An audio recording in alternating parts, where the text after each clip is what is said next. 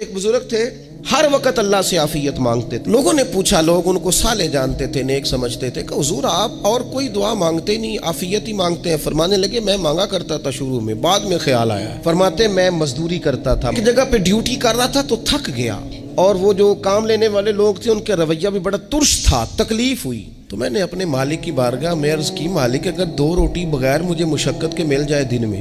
کہتے ہیں میں نے یہ دعا مانگ لی، ذرا میں تھوڑا آگے بڑھا تو 2 بندے آپس میں لڑ رہے تھے، میں ان کی صلح کرانے کے لیے آگے بڑھا تو میں جس کو چھڑا رہا تھا دوسرے نے میرے اوپر ضرب لگا دی، میرا بھی سر پھٹ گیا۔ تھوڑی دیر کے بعد وہاں پولیس آ گئی، وہ تینوں کو لڑنے والا سمجھ کے اٹھا کے لے گئے، مجھے جیل ہو گئی۔ 2 روٹیاں بغیر مشقت کے روز ملنی شروع ہو گئی۔ کہتے ہیں وہ 2 روٹیاں روز ملتی، کوئی کام نہیں کرنا پڑتا، پر جیل ہو گئی۔